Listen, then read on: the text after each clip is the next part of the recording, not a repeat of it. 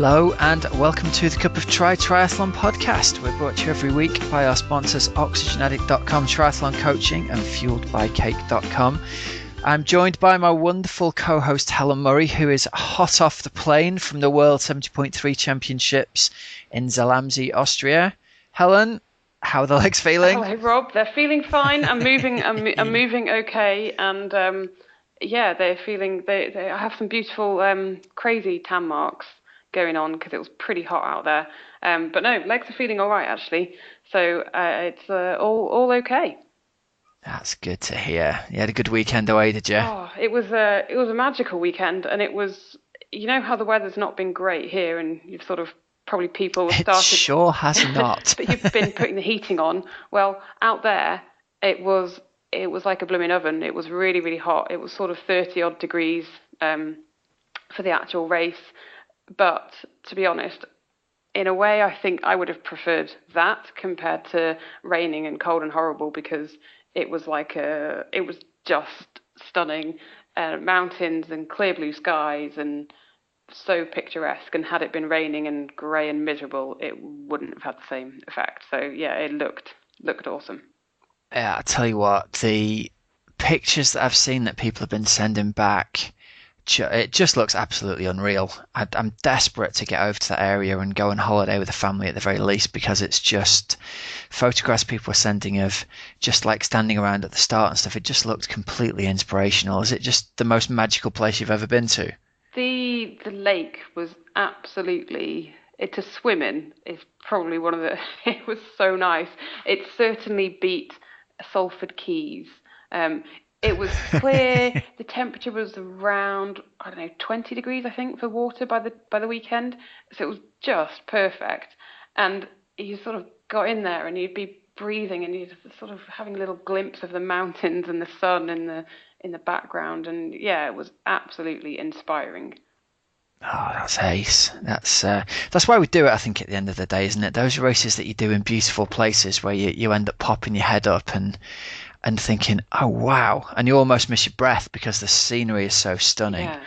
And I think you run the risk at a certain point in your triathlon career of chasing after the races that become the British Championships or this and that, and are maybe not held in the most, by the very nature of them, places when you end up swimming in the more urban areas, they're not as dramatic like a backdrop. Like the docks of Liverpool, is that what you're saying? Yeah, like the docks and things like that. Yeah. And it's, the different kinds of events. The London Triathlon's iconic, but it's no one's idea of a beautiful swim to be swimming up and down around there, is it? Whereas I remember really clearly getting in the water for the Day in the Lakes was one that stands out in my mind, and Helvellyn, which are both held in the same lake in Ullswater. And you look up to breathe, and it's almost like you wish you could watch yourself swimming by on a screen, because it's so beautiful and inspiring. Yeah. And that's the kind of races I ended up choosing, because I used to think, well, it somehow lifts my spirit as I'm riding and running and swimming through that area in a way that, chasing up and down those championship drag strip courses just didn't really do it for me in the end. No, totally. It was just, the bike course was it was unbelievable. It was just everywhere you looked, it was picture postcard. And Sound of music stuff, isn't it? Oh, absolutely. There was one bit where just after coming out of transition and you just passed through, it was like you passed through like these open fields, like on a little narrow path, and with all the hills in the background, and it was awesome. And then there was one major climb in it.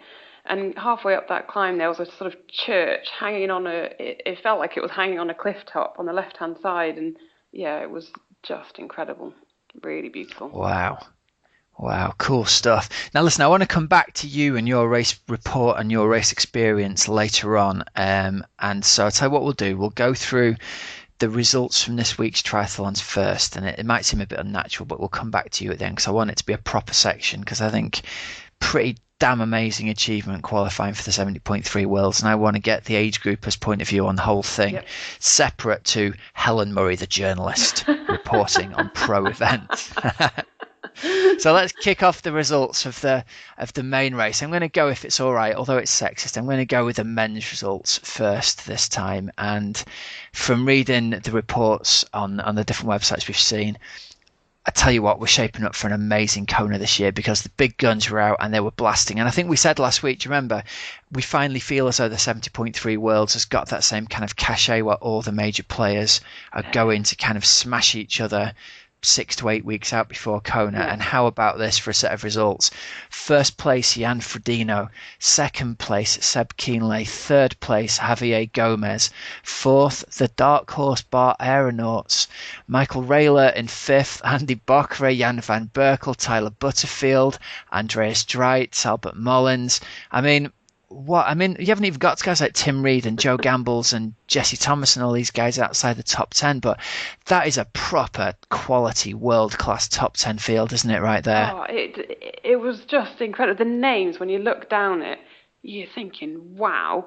And actually, within that top, I know we've said you're going slightly sexist with the men, but seriously, you can stick Daniela Riff's name amongst those ones. She was not far off, was she? Yeah, that was scary. Let me call up the pro women's results here and we'll go through them as well at the same time, and then we'll come back to go through the individual splits and stuff like that. So on the ladies' side, it's got to be said, there's some amazing performances on the men's side, and we'll come back to those, but I think Daniela Rief has got to take the Performance of the Day award there. Honestly. Just talk about domination. She is 12 minutes clear of a world-class field. It's incredible, isn't it? That's just bonkers. 23-minute swim, 2:21 on the bike, and a 1:22 run. So to put it in perspective, she's outswum everybody by 2 to 3 minutes. She's outbiked everybody by at least 3 or 4 minutes, and then she's had the fastest run by a couple of minutes. So, just amazing performance. Heather Wurtell in second was 12 minutes back. Anya Bernek was another minute behind her. And then a bit of British interest there, Susie Cheetham. Yeah, who in seventh place. And she got a drafting penalty. Yeah, now then, she was in 4:30 overall and she took 5 minutes, and it sounds like on Twitter she took it like a woman and said that's life, but holy moly, she'd only been a few seconds outside third. Now that is a standout performance from her, isn't it? That's a real step up in at least one level of performance, and maybe even two from what we've seen from her before. So caps off to Susie, and she is off to Kona, isn't she? Yeah. I was reading earlier on old Torsten's Tri ratings. She is ranked 19th for Kona. Fantastic. So again, it'll be interesting to see how she copes in the heat and everything like that out in Kona. But no, she did. I mean, she's coped in the heat here, hasn't she? Yeah, absolutely. She's coped really well, and she's put a storming run together there, 1:25 for what's probably the second or third fastest run of the day for the women. So, and I think she knows as well. Clearly, she can run. So that's if she's in contention on the bike, then she's got to be up there with some of the favourites. So yeah, she had a brilliant race.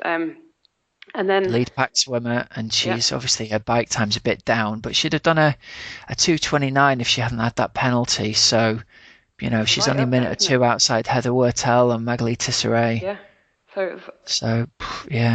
Awesome. Fair play. Stuff. And Heather Wurtell at the very end almost crossed the line like complete Bambi. She gave everything on that run to try to close down the gap. Yeah, and looked like sort of Bambi legs as she crossed the line. But yeah, that was brilliant. And as we were saying, the men's race was just incredible. And I know Gomez hadn't been very well. I'll tell you what, before we go back to the men, let's just give a quick shout out as well, because we've also not mentioned Holly Lawrence, who finished in 11th.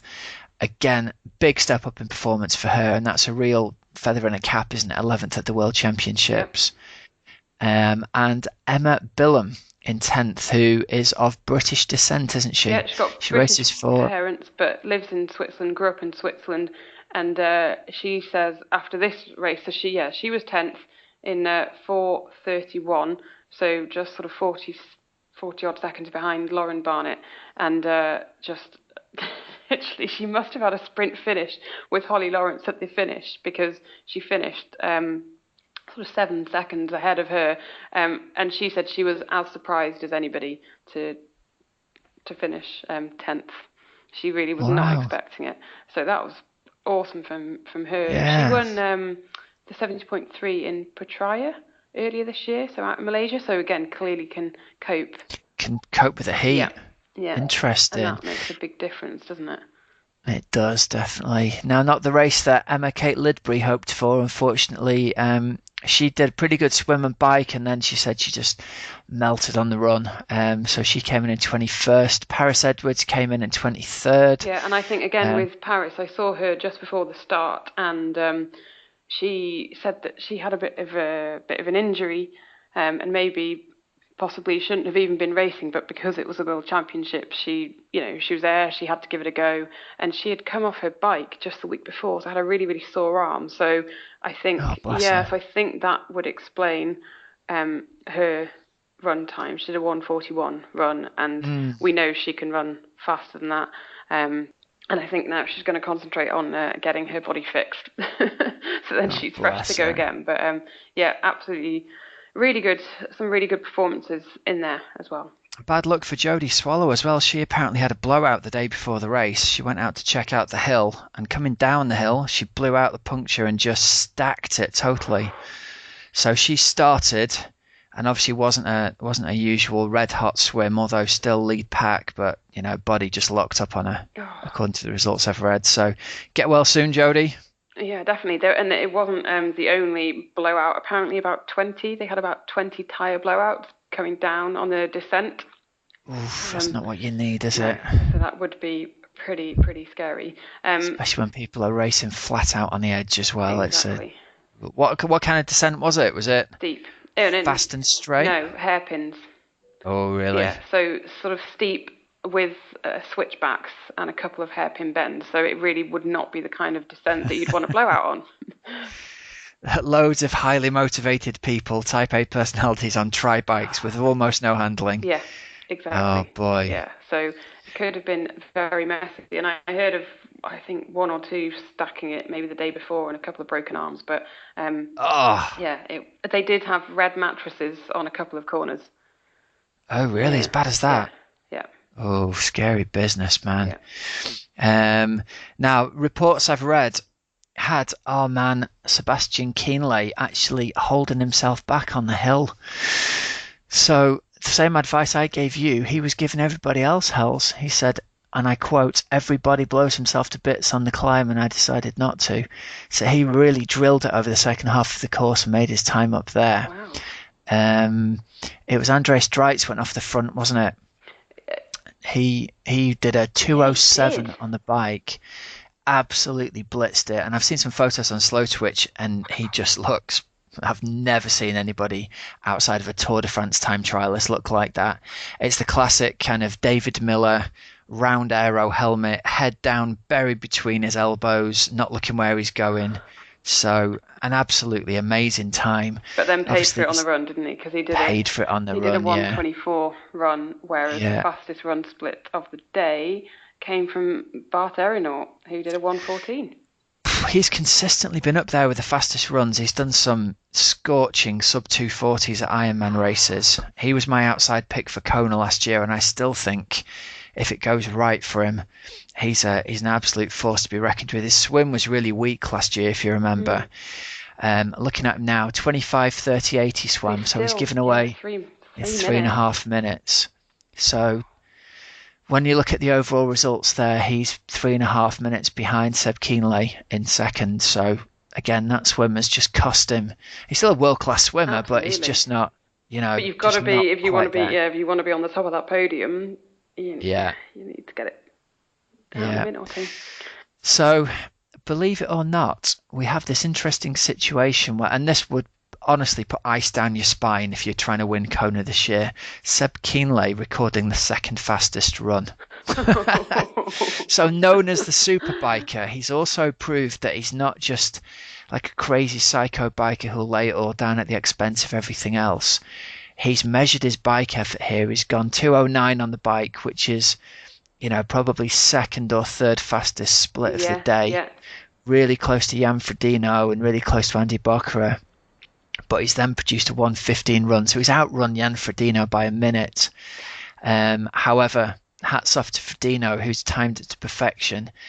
He has put 2 minutes into Sebi in the swim, Yeah. ridden a 2:09, and then 1:16 run. So who knows? He might have had more in the tank even. Now, So apparently, he was stopping and walking every aid station. he's obviously been listening to the Cup of Try, a bit of walk, run. Apparently, he was walking every single one to keep himself cool. And he's a big unit, though, isn't he? He's a big, big guy. Yeah. And the big challenge with big athletes is always keeping himself cool. getting rid of the heat. heat. It was in Germany, wasn't it? And he literally just shoved his head in the ice bucket. Yeah. So yeah. Well, it's obviously working for him because he's had some really good runs at 70.3s. He's had really good runs at Frankfurt. He had a great performance at Kona that kind of got overshadowed by the fact that he had so many mechanicals, didn't he? Yeah, he had mechanicals and flats. Was it last year he had two flats? Do you remember? Yeah. And he still came up on the podium. So, I think the race this year. It's between him and Keeler? Or do you think it's sewn up? Yeah. No, not at all. I think the two of them are gonna, they're gonna go head to head. And so the question is here, like, Frodeno can ride with Kienle. Is he going to? Mm-hmm. Kienle can run with Frodeno. Does he want to? Are they going to have a head-to-head battle? Is one of them going to try and go nuts on the bike? And Frodeno will come out that swim a couple of minutes ahead. That's the thing. Yeah. Yeah. Interesting times, man. It's going to be exciting. Good to see Michael Raylert back on form as well. 5th place, didn't he? Did a 1:17 run, 2:13 bike, and right up there in that lead swim pack to 22:15 swim. So another one to add to the mix. Mr. Gomez in third. Mr. Gomez was saying he didn't feel he quite fired on race day. No, so he won, didn't he, in Stockholm only last weekend, and then he said he spent interesting taper strategy. Mental. But then he said he spent the first couple of days actually in bed being ill in Austria. So to come back still after not having a great week and having raced the week before, as we say, he's just a machine. Yeah. Absolute machine. So amazing performance there. Now looking down the field for some British names. Yeah, big shout outs here to so let's say Ross Simpson, who was 5th in the 30 to 34 age category, and he said it was a great event, and he said what a place to race was Zal Kaprun. Brennan Townshend as well, he had a good one. He was 8th in the 18 to 24 category, and again he said it was a fantastic race and the atmosphere was amazing. Kim Morrison has been in touch with us. She was 6th in the 25 to 29 category. She said it was like racing in a postcard. She said it was spectacular scenery, really atmospheric. One awesome climb, 32 plus degrees heat on the run. And she said about Red Bull lollies. I didn't see any Red Bull lollies. So well done to all of them. But then huge. She was obviously not concentrating as hard as you, Hells. Huge shout out to Lucy Charles, who won the 18 to 24 age group. So she absolutely smashed it. Champion. Yeah. Honestly. Good on you. She won her age group at Ironman UK. We spoke to her at the end of the race there. She won her age group at Staffordshire. And then out in Zell-am-Zee, she won by about 6 minutes? Absolutely awesome performance. Is she in the 18 to 24? Yep. So she's still a youngster as well. She is a youngster. So she did a 22:57 swim, which she outswam all of the female pros and really wasn't that far off that. Okay, different start times, but she would have been in the lead pack of male pros with that. She'd have been on the heels of Gomez and Frodeno, and that's insane. Yeah, unbelievable. So her swim time, put her well clear of the rest of her wave. Or maybe like a minute clear, I think, of the next fastest swimmer in her wave. She did a 2:41 bike, and then she finished it off with a 1:34 run to finish in 4 hours and 46 minutes. So that is fantastic. She's going to Kona now. Talented. Yeah, she's going to Kona. So it will be really interesting to see how she gets on there. Absolutely. Well, we know she can run on a tough run course because we saw that at Bolton. She crossed the line and she was dancing about, wasn't she? There was all these really serious male 40s looking like they were about to drop into a cone, where Lucy kind of danced over the line, and we were going, "Who's that? She's done the whole run." She's super, super talented, and she's shown she can run in the heat there as well, hasn't she? That's a proper performance. So then we got another world champion, the lovely Jill Fullen, who Yeah. we spoke to a couple of weeks ago. You spoke to her, Rob, did a great interview with her. She is the world 70.3 champion in the 50 to 54 age group. You see, Jill, I told you it wasn't the curse of the cup of Try. It was the mark of honour of the cup of Try. There you go, girl. World champion. Absolutely brilliant. So she did a 33:13 swim, so I think she would be pretty chuffed with that. She did a 2:48 bike, and then she did a 1:39 run. So that was, Solid. yeah, absolutely brilliant. I think she said to me she got it in the last 500 meters. Really? Yeah, that's what she said. Is it that close? Yeah. So Good running. Yeah. She said a win there by 3.5 minutes. yeah, well, So maybe she was a bit exactly. So I don't know how she did to get it in the last 500 meters, but maybe I misread something. Anyway, she won it, brilliant. And then we had a second place for Ali Rowett in the 30 to 34 female category. So well again, done, Ali. yeah, brilliant from her. She did a 30 odd minute swim, 2:39 bike, and a 1:29 run. So she finished in 4:47.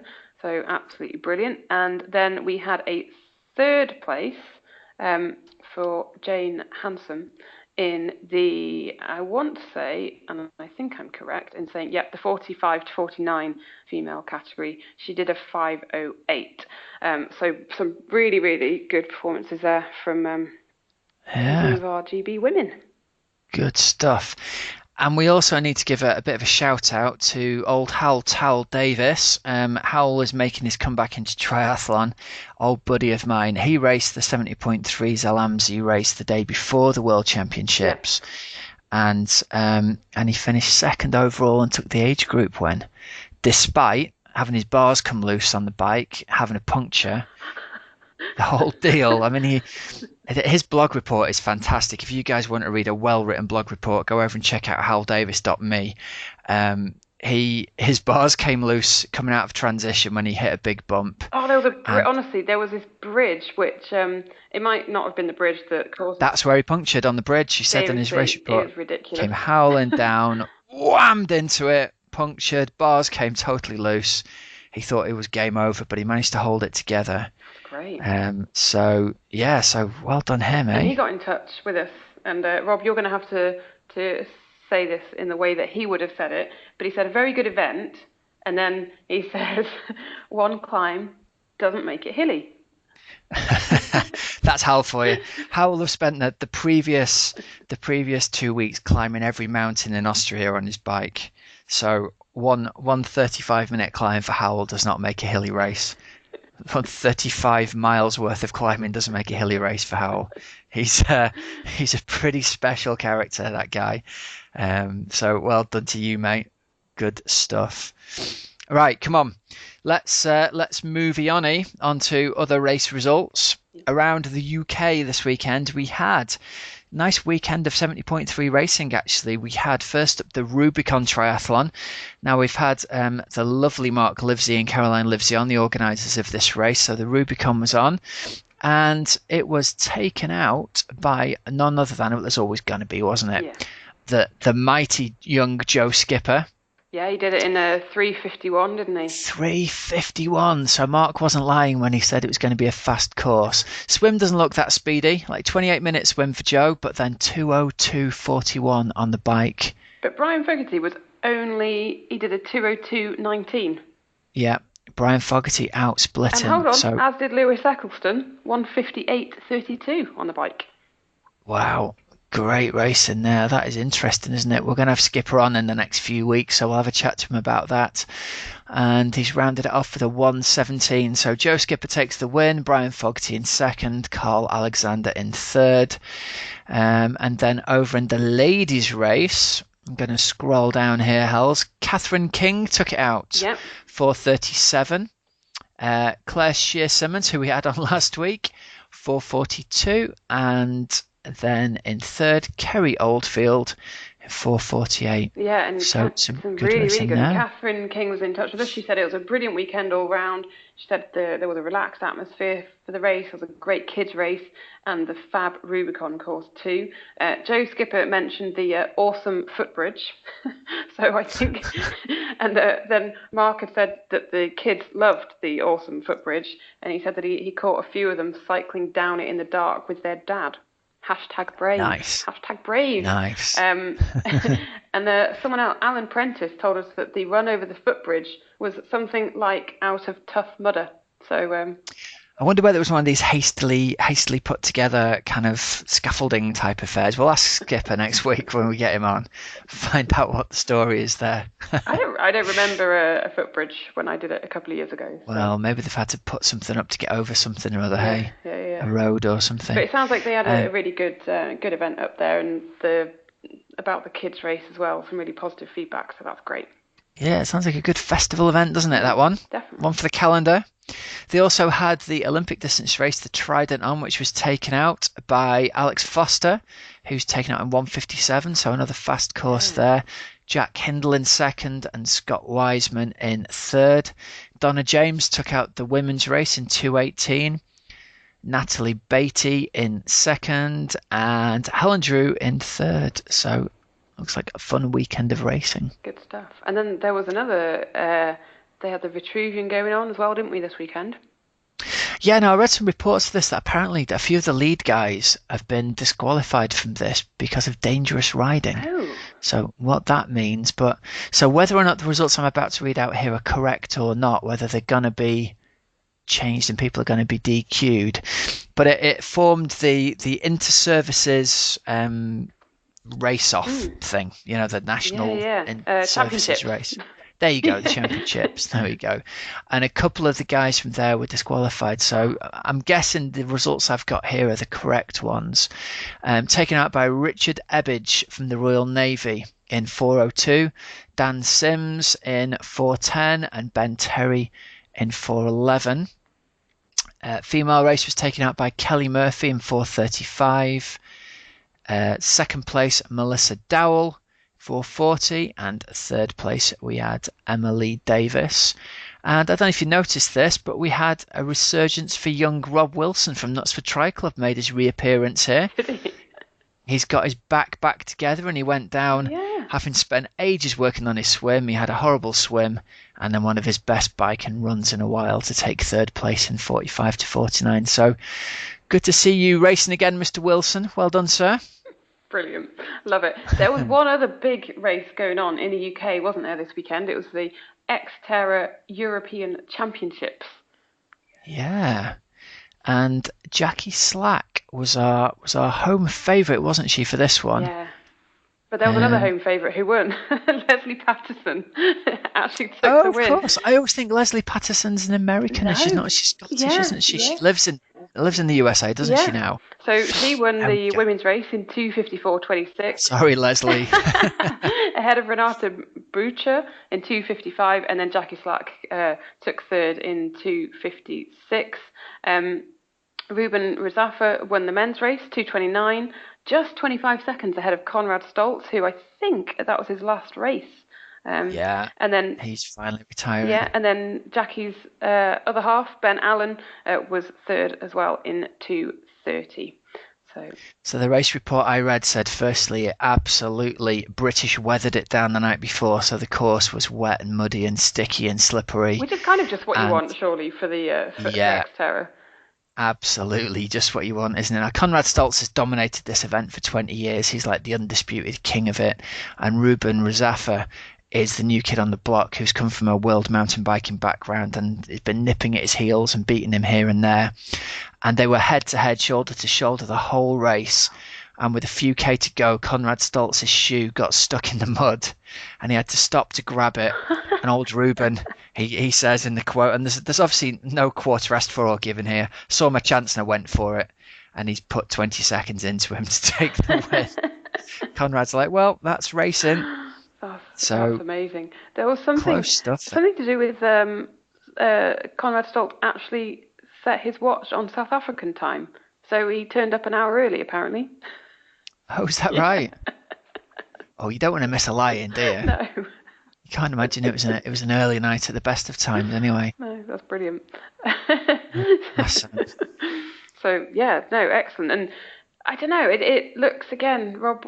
It was a shame that it was the same weekend, I think, as the Rubicon and the Vitruvian. But I guess it is a completely different event. It's off road, but Bank holiday weekend, isn't it? yeah, Event organisers clearly think it's a good time to put one of these festival events on, and they're right. But it's just a shame that it's all on at the same time, and then you end up with a couple of weekends of not really much going on, yeah, and then obviously by the end of September the season's pretty much over, isn't it? We've got 3 or 4 more weekends, and yeah.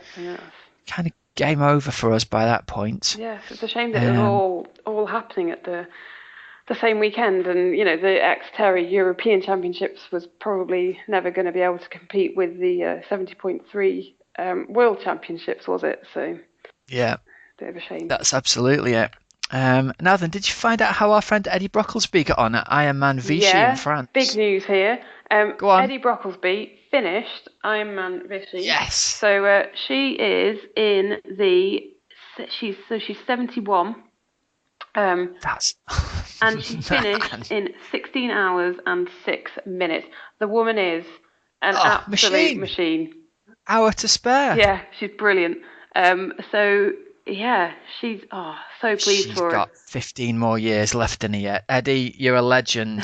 That is absolutely wonderful. Isn't it great? That's just brilliant. 71 years old, Hells. Imagine that. 30 more years of racing in me. Oh, honestly, is that? Oh, I'm so chuffed for 40 more in you. Or thereabouts. Absolutely chuffed for her.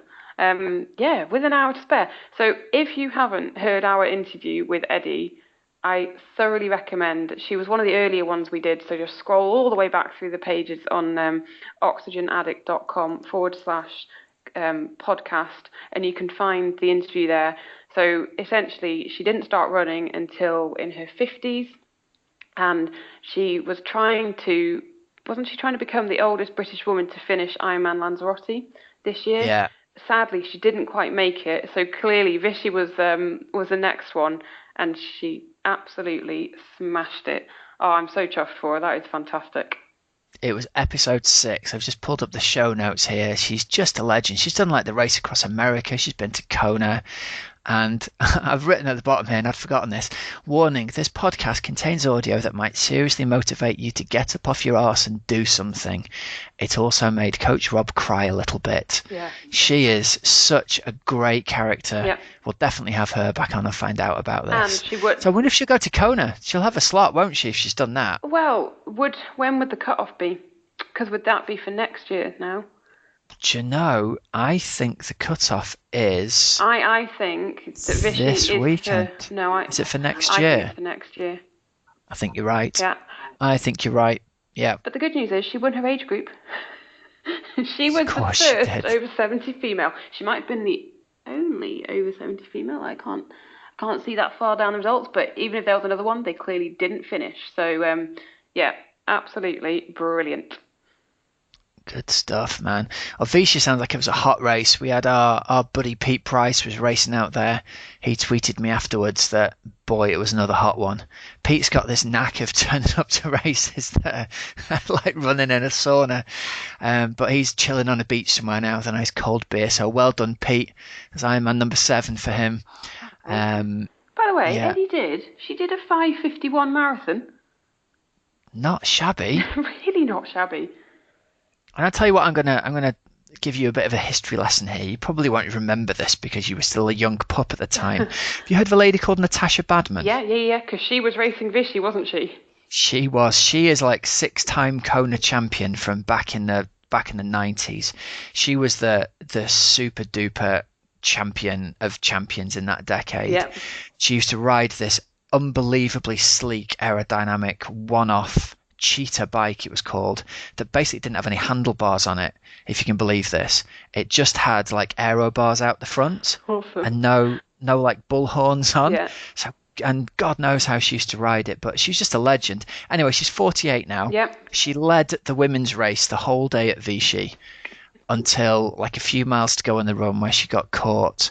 She finished third overall at 48 in 9:32. That's impressive, isn't it?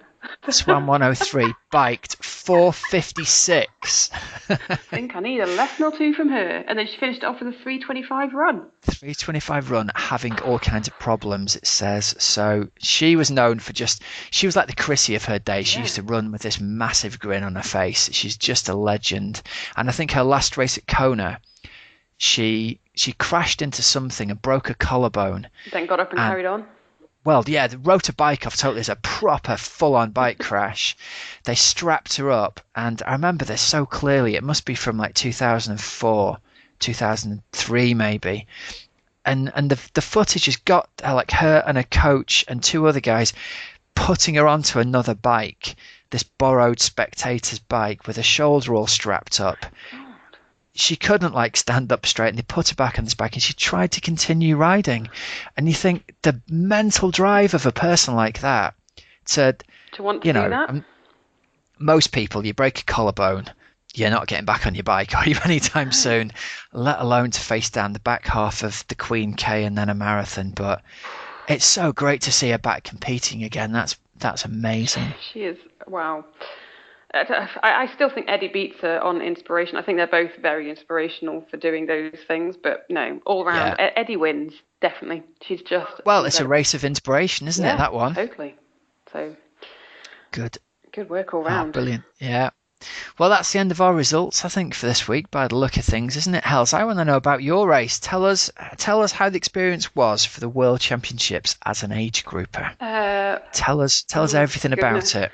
Did you get your money's worth? Yeah, I got the T-shirt, I got a towel, I got a cap. No, I'm joking. Did I get my money's worth? Yeah, it's weird. You sort of, I don't know. I was never, ever, ever going to be up there in my age group at all, right?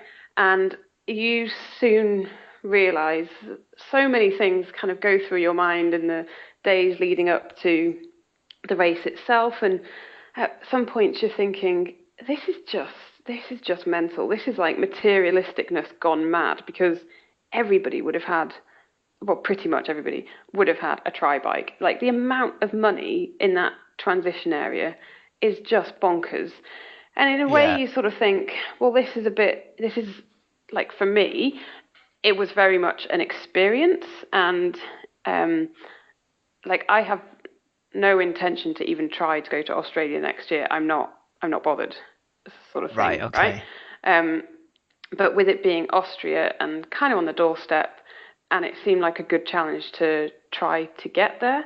So for me, getting there in the first place was a massive achievement for me. That's the thing, qualifying. I think for you and for a lot of people as well, qualifying is the big mission. Yeah. And then the actual World Championships itself is a kind of soak up the atmosphere and enjoy the racing. There's very few of the people who are going there, I think, harbouring thoughts of like, winning their I'm going to finish in the I'm going to finish in the top 10 and I'm going to compete in the Worlds. Yeah. It's all about the experience, isn't it? Yeah. So as soon then as I had got in my mind, right, I said to you last week, didn't I wanted to try to beat everybody on smiling. And I did get a few comments about my smiles and just like, go Helen, you're clearly enjoying this, and you're thinking, well, good, this is obviously working. And I mean, I loved the swim. That swim was just stunning. For me, it was incredible. And it was... Hey, and you had probably your best swim ever as well, 32 minutes flat. Yeah. That is really proper swimming. That's, when you think of where you've come from, what was your swim split in your first Ironman? So it was nearer 40 minutes at 70.3 Rapperswil, so this one in Switzerland in 2012. My swim was nearly 40 minutes. That's amazing, isn't it? Taking 8 minutes off the 1.9k swim in 3 years of hard work, essentially. Yeah. But yeah, like the 32-minute swim mark that's good. That is good going. Well, I was pleased with my swim, but even when I was swimming, I still thought, oh no, I'm miles away from these boys. But don't know where I am. Yeah, where am I? But the course was... Was it just your wave started together, just your age group? Yeah, and that was really, for me, that was really helpful.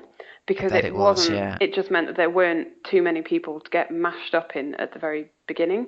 And Was it an in the water start or an on the beach in the start? water start.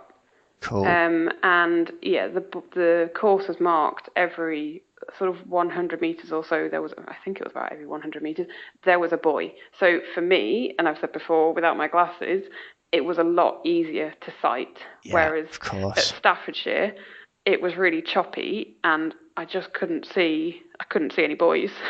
So I found it a lot Right. harder there. Whereas yeah, the other day it was great. And then I transition was very long.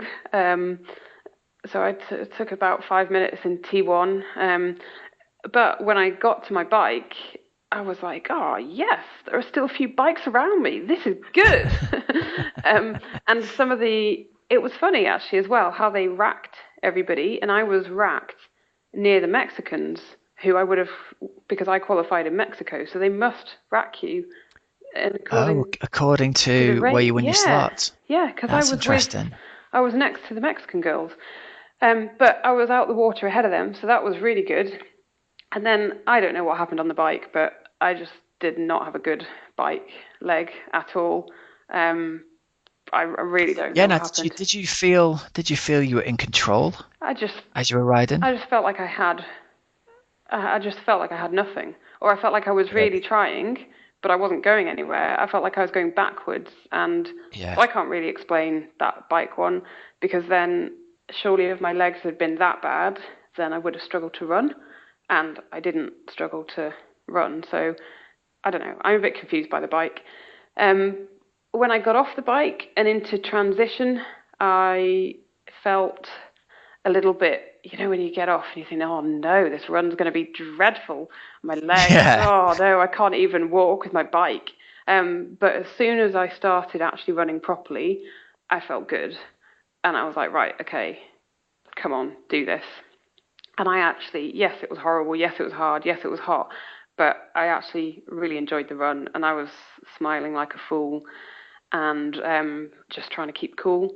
And I don't think I had a I don't think I had like an amazing run, but I think I had a solid run, and I don't really think I could have done much more on that run, and I enjoyed it, and I was smiling, and I got to the finish line. So yeah, Yeah. um, And the overall, I mean, I think you've had a really solid run off that bike. 145 in that heat is kind of, it's not where we hoped you would be on the perfect day, but it's about what you ran in Peguera, isn't it, when it was really hot then? yeah, yeah. Am I right in remembering that you did a 144 there, I No, think? 7 minutes quicker in Austria Oh, were you? than in Peguera.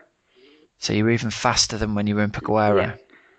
So that in itself is, it tells you something that you've had a much better run than actually 7 minutes is not a little amount. It's, significant 20 seconds a mile faster, isn't it, really? yeah. Um, I just wonder what's going on with your bike split because you've done 315 on the bike and we know that you're in life best bike shape. Yeah. We know that you've just turned out a couple of 220s over 50 miles. So, I was thinking sort of 245, 250 on the Even bike. three, even three, Yeah. but so I just don't know. Is it possible you had some kind of mechanical strangeness going Well, on? I'd like to think so, Maybe you had a but brake block well, rubbing I or was something like that? again, but I didn't stop and check, so I don't know. It's the mystery, isn't it? But Yeah. that it could be, um, or maybe my legs just didn't want to play ball. I don't know. But hey ho, it's just a bike. It is. And I mean, the most important thing you said is I think you went to the World Championships, you finished 65th in the World Championships, which is, if you never do anything else in triathlon again, Hmm. you've been to the World Championship 70.3, you've acquitted yourself really well, you had a fantastic build up to it, and more than anything, the process that you went through to get there was excellent, Yeah. even if that actual result on race day, let's say you'd been 15 minutes faster on the bike, would that have made a huge amount of difference to your experience? You might have come back happy that you'd done, X, Y, or Z. Yeah, yeah. But But it wouldn't. No, exactly. It wouldn't have. I would have probably just felt a little bit more. Um, I guess you go and you want to do yourself proud. And I feel like Yeah. I've done myself kind of 80% proud, but then there's that 20% which is just annoying me. Yeah. Because I feel, well, no, like that, I could have done that better and I should have done that better. Yeah, but I mean, like I said, I was never ever going to be up there. So just to have been and done it and been able to race in such an incredible environment was really cool. Yeah. I feel for you. I think it's something that a lot of people can relate to, Hells, because when you have a race that doesn't quite, you've had this amazing experience, but the result hasn't quite been what you'd hoped for, Yeah. you kind of sit there and look at it and go, I wonder what it was. I wonder what it was, why I didn't quite fire on the bike. But it Um, wasn't, I don't know, it wasn't like I wasn't eating, and, the nutrition was no different to normal. I was eating, and and you've run well off the bike as exactly, well, so so that's that why, tells us that, exactly. So I'd kind of like to think that it was some kind of rubbing going on. I yeah, just felt like I was going backwards. And the yeah. only No, I time, can understand and the that only other because time that I felt like that was when they back brake rubbed all the way to Bala. No, all the way from Bala. yeah, And I was trying really hard, but I just couldn't. I just seemed not to be going anywhere. very, very frustrating. But hey, hey ho. That's it though, Rob, for me now. That is it this year in terms of triathlons. I'm done. You have one small event left, don't you, at the end of this week? That one's way more important. Helen is getting married this weekend, everybody. It is the big triathlon wedding of the year. All the way down in beautiful sunny Devon. I've ordered some sunshine for you. Fantastic. Thank you very much. That's It's much the most important appreciated. thing.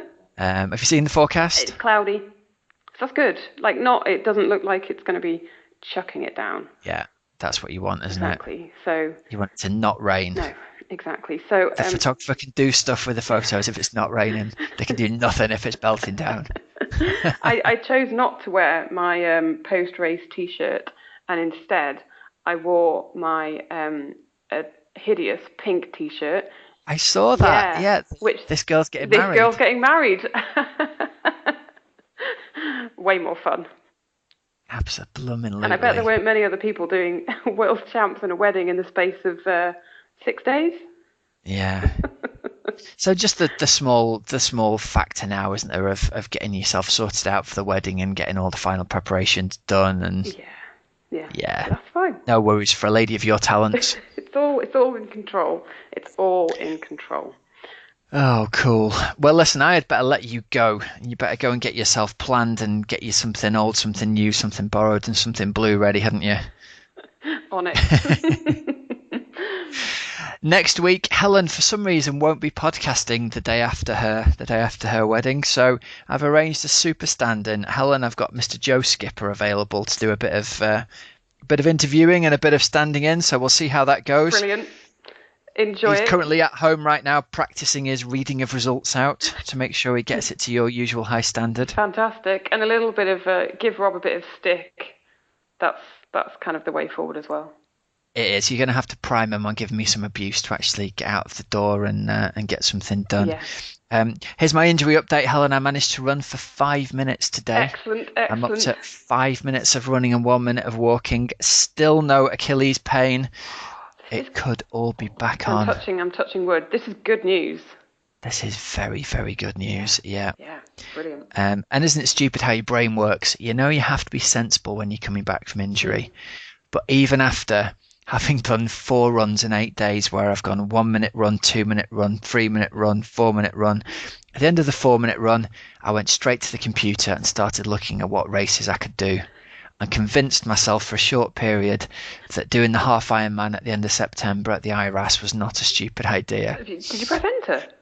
No, Lindsay came in and she said, "What are you doing, you idiot?" I was like, okay, yes, you're right. Next year. So bigger picture. So that's how my brain works. I'm just as mental as everybody else in the triathlon world. Just because I've got coaching awards doesn't mean I'm any less susceptible to the stupidity. It's I shall not be entering a half Ironman in 3 weeks' time. Currently being able to run for 5 minutes pain-free for the first time in 4 years. Very sensible. We like this news. We welcome it. This means Rob Wilby is going to be coming back stronger and more motivated than ever in 2016.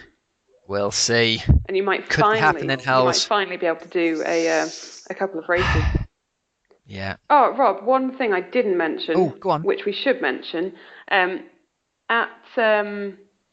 think at the Vitruvian, we should mention, because this came from Claire, Hasib Ahmad, who plans to take on the record for the blind Ironman at Barcelona in 2016. So he is completely blind, so he's training for next year, and he did his first half at the Vitruvian, guided by Andrew Whiteley, and he absolutely smashed it. So that'll be definitely one to follow. That's awesome. Yeah, brilliant, isn't it? Really inspiring. Completely blind. Yep. And they ride a tandem then, presumably. Yep. That's brill. Fantastic, isn't it? So, yeah, we'll have to get some more news on that chap. Good effort, that man. And there's another shout out as well. We promised our friend Claire Hebblethwaite will give a mention to her friend's triathlon, the Langorse Lake Big Swim and Triathlon Weekend, taking place on the 26th of September and 27th of September. So it's in the Brecon Beacons. Looks like a lovely old school event, this one. A beautiful course. You can find all the information at langorsetri.com. That's LANGORSETRI.com. So there's a half Ironman and there's also a big swim in the lake the day before. So we'll put the link to that in the show notes. It looks like a good old school type event, doesn't it? Yeah, fantastic. Good stuff. All right, listen, we'll let you go, Hells. Have a great day. Everyone listening, thanks for tuning in. We hope you've had a great racing and training weekend. Make sure you look after yourselves this week, and we will be back next week with more Cup of Tri goodness with co-host and super Ironman extraordinaire Joe Skipper guesting for Helen, who will be sleeping off a huge wedding hangover. Hells, all the best from all our listeners to you and Rich for your wedding. Hope it goes brilliantly for you. Thanks, Rob. And we'll speak to you again in 2 weeks' time. Will do. Take care of yourself now.